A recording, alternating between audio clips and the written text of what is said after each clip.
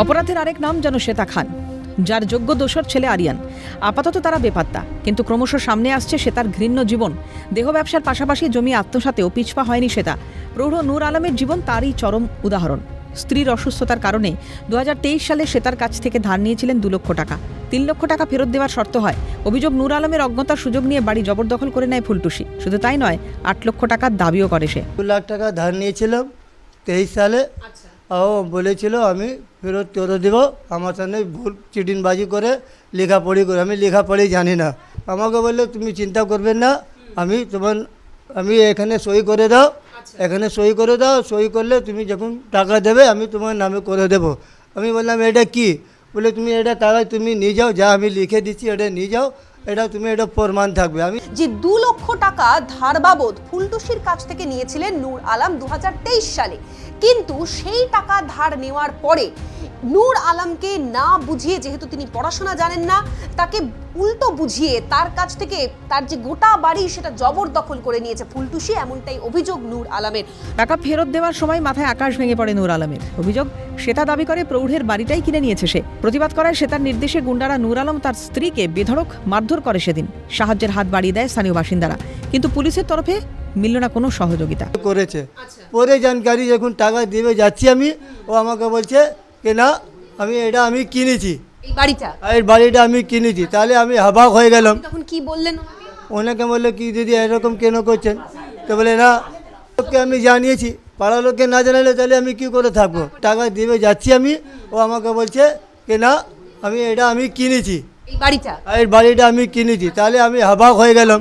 আমার শরীর খারাপ হয়েছিল, খুব জান খারাপ ছিল। আজ পর্যন্ত আমার কাছে কাগজ আছে সব। এখন পাড়ার লোকের সব উঠেছে, দেখুন জোর করে ঘরে ঢুকে আমাকে মেরেছিল। ওই ফুলটুসি 4-5 জন নিয়ে এসেছিল মেয়েটাকে। আর অজান্তেই তাকে একেবারে চিটিংবাজি করে এই গোটা বাড়ি লিখিয়ে নেওয়া হয়েছে, ফুলটুসি লিখে নিয়েছে, এমনটাই বলছেন নূর আলম। লোক ঠকিয়ে জমি হাতিয়েছে শ্বেতা। নামমাত্র ওই জমি ফেরাতে পুলিশের দ্বারস্থ হয়ে সেদিন মিলল না সাহায্য। শ্বেতার মাথায় কি রয়েছে পুলিশের ছত্রছায়া? তাই নিঃস্ব প্রৌঢ়কে সাহায্যে অনীহা পুলিশের ভূমিকায় উঠছে প্রশ্ন। স্থানীয় বাসিন্দারা বলছেন এলাকার ডন শ্বেতা। পুলিশ আর কি বলবো? আপনারা এখন কি চাইছেন? এই বাড়িটা যেন ওনাকে ফিরিয়ে দেওয়া হয়। অবশ্যই, গরিব মানুষ দেখতে পাচ্ছেন তো, ওনার স্ত্রী যে পাশে বসেছিল, এখন তো আল্লাহর মতো সুস্থ আছে। প্রশাসন তো অনেকবার এসছে, প্রশাসনে কিছু কাজে লাগে না। ও ডন, হেনকারের ডন। পাশাপাশি শ্বেতার একাধিক অসাধু চক্রেরও পর্দা ফাঁস পুলিশি তদন্তে। সূত্রের খবর, সোশ্যাল মিডিয়াতেই মেয়ে ধরার জাল পাতত শ্বেতা। দেওয়া হতো টলিউড, ভোজপুরি, ওড়িয়া ছবিতে কাজের টোপ, আর টোপ গিললেই তরুণীদের নামানো হতো পর্ন দুনিয়ায়। মোটা টাকার প্রলোভন দেখিয়ে প্রোডাক্ট শুটের নামে বোর্ড সিন শুট করানো হতো। ভয় দেখিয়ে প্রথমে সফট পর্ন, পরে পর্নোগ্রাফিতে কাজের চাপ দিত শ্বেতা। বেগরবাই করলেই চলত তরুণীদের ওপর অত্যাচার। এমনকি বার ডান্সার থেকে পর্ন দুনিয়ায় মেয়ে সরবরাহ করত শ্বেতা। পাটনা, মুম্বাই সহ একাধিক রাজ্যে বার ডান্সার হিসেবে মেয়ে পাচার করত। আর তার বিরাট কর্মকাণ্ডে সাহায্য করত ছেলে আরিয়ান। মা ছেলের অপকর্মের মাসুল দিতে হয়েছে এমন বহু মানুষকে। কেউ প্রলোভনে পা দিয়ে অন্ধকারে হারিয়ে গিয়েছেন চিরতরে।